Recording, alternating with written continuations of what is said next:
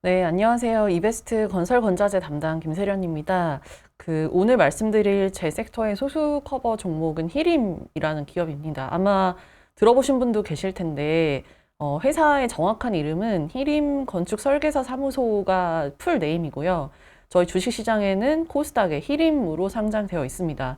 시가총액은 1,000억에서 왔다 갔다 하는 회사고, 아무래도 이제 절대 시총 규모 자체가 좀 작다 보니까 주가 변동성이 좀 있는 종목이다. 이렇게 보시면 되고요. 오늘은 히림이 이제 어떤 일을 하는지, 어떤 기회 요인이 기다리고 있는지에 대해서 말씀드리겠습니다. 우선 히림은 두 가지 사업을 영위를 하는데요. 첫 번째는 아까 말씀드렸듯이 설계를 담당하고 있고, 또 다른 하나는 CM이라고 해서 이 건설 감리 사업을 함께 영위하고 있는 그런 기업이다. 이렇게 보시면 되겠고요.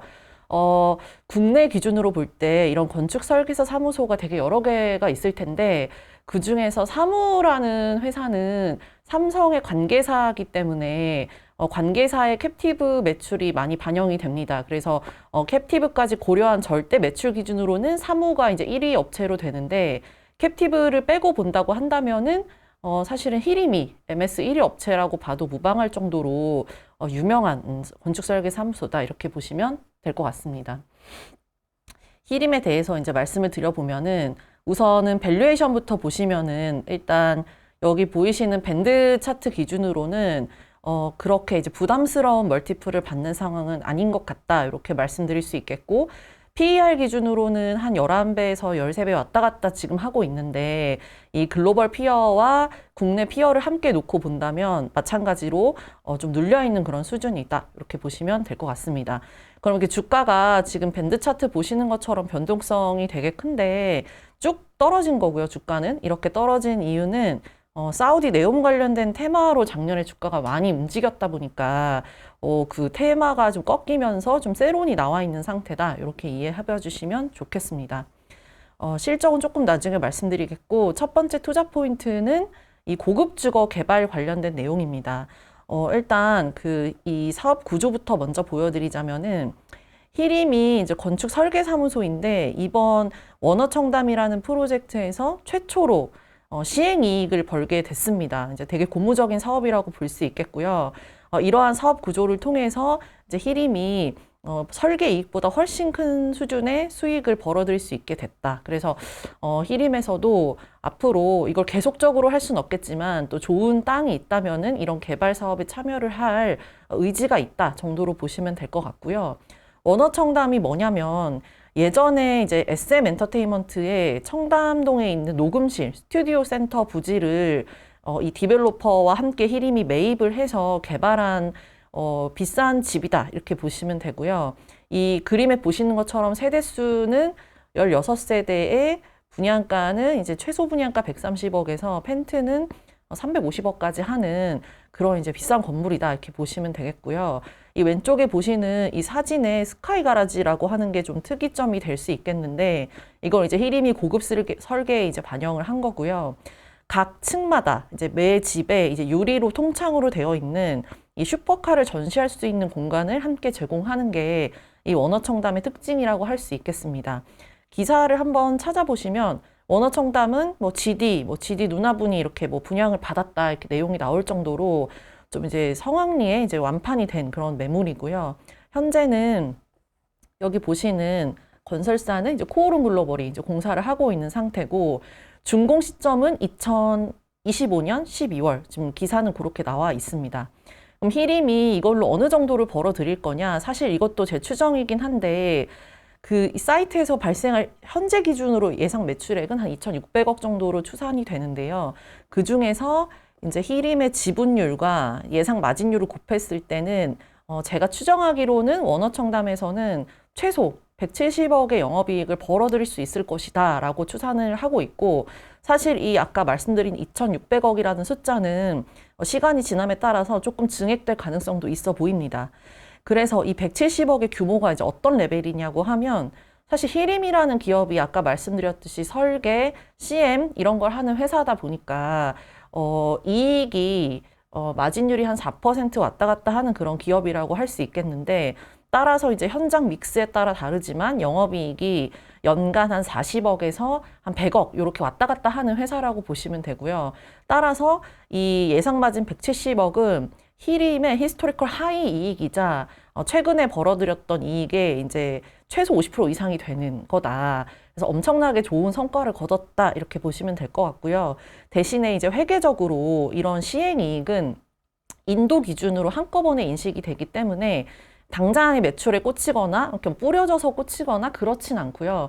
이 인도 기준으로 실제 이제 그 집을 산 사람들에게 집이 인도됐을 때 이렇게 한꺼번에 이익이 들어올 예정이다. 그래서 제가 이게 공사를 하고 있고 2025년 12월에 준공이 된다고 했으니까 저는 일단 제 보고서에는 2025년에 실적을 잡아놓긴 했지만 사실 준공하고 나서 입주하는 시간까지 좀 고려한다고 보면은 실질적으로는 아마 2026년 1월 중에 이익이 반영될 가능성이 또 배제할 수 없겠다 정도로 말씀드릴 수 있겠습니다.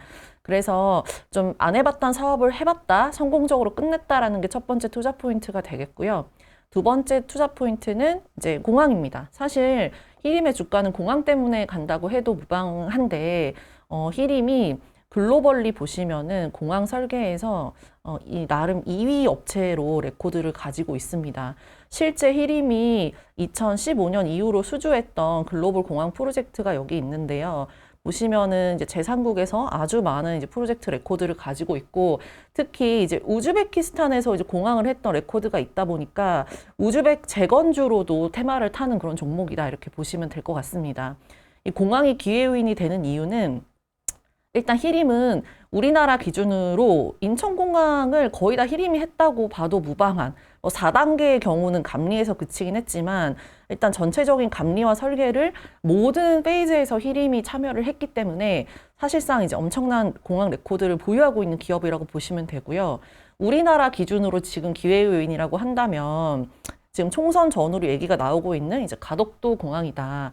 물론 이제 저는 개인적으로 가덕도 공항의 필요성을 사실 잘 모르긴 하지만 어쨌든 이제 이게 실제 사업화가 된다고 했을 때는 히림이 수주를 할 가능성이 있지 않을까가 기대가 되는 상황이고요. 사실은 주가는 우리나라 공항 때문에 움직이는 것이 아니라 사우디 공항 때문에 주가가 움직이고 있습니다. 잘 아시겠지만 사우디가 이제 2030년에 리야드 엑스포를 개최할 예정이다 보니까 공항의 증설이 상당히 필요한 상태고 실제 이제 히림이 사우디가 방한을 했을 때 우리나라 경제사절단이 사우디를 갔을 때 모두 이제 프레젠테이션에 참여를 하면서 이 수주 기대감이 좀 주가를 움직이는 상태다. 이렇게 보시면 되고요. 사실 공항이라는 게 2030년에 이제 필요하다고 하면 공항공사는 한 5년 정도 소요가 되거든요. 그러면은 사실 머지않아서 이 공항 관련된 발주가 나와줘야 된다고 판단이 되는데 물론 이제 히림이 하지 않고 히림의 경쟁사가 수주를 하게 될 수도 있지만 일단 히림 입장에서 볼 때는 매우 중요한 기회 요인이 되겠다라고 말씀드릴 수 있겠고요. 참고로 일반적인 설계, 특수 설계 아니라 그냥 제너럴한 설계 기준으로는 전체 공사비에서 설계가 2% 정도 차지를 한다고 보시면 돼서 이 프로젝트의 규모가 커질수록 히림의 매출도 커지는 그런 셈이 되는데 공항은 보통 최소 조 단위가 넘어가는 프로젝트다 보니까 역시나 기회 요인이 있다 이렇게 보시면 될 것 같습니다. 그리고 마지막은 이제 CM인데 CM은 아까 말씀드렸듯 건설 공사의 감리를 하는 사업부라고 보시면 되고요. 최근에 이제 중대재해처벌법 이런 게 시행이 되고 안전에 대한 기준이 높아지다 보니까 국내 기준으로는 실제 건설사들의 공사 기간도 좀 늘어났고요. CM에서 쓰는 비용도 좀 늘어난, 그러니까 이제 부실 공사를 하지 않기 위한 어떤 노력들이 있다 보니까 이 CM 사업을 하고 있는 히림에게도 매출 성장의 기회 요인이 되고 있다 이렇게 보시면 될 것 같고요. 찾아보니까 우리나라 기준으로는 전체 공사비에서 몇 % 이상의 CM의 비용을 써라라는 이런 이제 법들이 이제 법제화될 가능성이 생기고 있는 그런 시점이다 이렇게 보시면 됩니다. 그리고 CM의 경우는 이게 국내 CM보다 사실 마진은 해외 CM에서 이제 지금 더 좋은 것으로 파악이 되는데 이게 아무래도 이제 해외 CM을 히림이 수주하는 나라들이 이머징 국가가 많다 보니까 이머징 국가에서는 전문 CM 업체가 많이 없어서 그래서 아마 마진이 좀 좋지 않으신가 그런 생각이 됩니다. 그래서 정리하자면 일단 첫 번째 투자 포인트로는 말씀드렸듯이 이제 원어청담이라는 고급 주거에 대한 어떤 개발 이익이 들어온다는 점, 그리고 두 번째는 이제 공항 발주가 늘어나면서 수주 모멘텀이 높아졌다는 점, 그리고 마지막으로는 CM 시장이 성장하면서 히림의 어떤 안정적인 매출 증가가 기대된다는 점, 이렇게 말씀드리면 투자 포인트에 대한 내용은 다 설명드렸습니다. 마지막으로 하나만 더 보여드리고 마무리하고자 하는데, 이게 아무래도 시총의 규모나 지금 여러 가지 테마가 껴있는 종목이다 보니까 제가 이 리스크 요인도 좀 함께 강조를 드리겠는데요. 그 그림 83번 보시면 혹시 그 한미글로벌을 아실지 모르겠는데, 이 한미글로벌은 CM사입니다. 그래서 히림이 하는 CM의 비즈니스를 마찬가지로 한미글로벌도 가지고 있는데, 한미글로벌과 히림의 주가 연동성이 지금 상당히 유사하게 나타나는 그런 모습을 보실 수 있습니다. 그래서 이게 왜 그런 거냐 하면 아까 말씀드렸던 사우디 네옴 테마 이런 거를 타서 그렇거든요. 근데 이제 히림과 한미글로벌의 차이는, 한미글로벌은 사우디에서 실제 레코드가 있고 수주를 한 회사고, 히림은 이제 기대가 되는 회사다 보니까 약간 이제 좀 차별화된다 이렇게 보셔야 돼서, 앞으로 또 시장에 어떤 그 사우디 테마가 온다고 하면은 두 종목이 좀 변동성 있게 움직일 가능성이 있다라는 거고, 두 번째 투자 포인트는, 두 번째 리스크 요인은 왼쪽 그림 보시면 제가 아까 말씀드렸듯이 이제 원어청담이 25년 12월에 이제 입주된다고 가정을 해두긴 했는데, 요 이익이 이렇게 이연이 될 수도 있겠고요. 그리고 이제 사실 워낙 큰 이익이 한꺼번에 들어오는 거다 보니까 이 매출이 이익이 빠졌을 때 실적 변동성이 일단 무조건 생길 수밖에 없어서 그게 기회 요인이기도 하지만 리스크 요인이 될 수도 있다는 점 참고하시고 투자해 보시면 좋을 것 같습니다. 네, 이상으로 히림에 대한 설명 마치겠습니다. 감사합니다.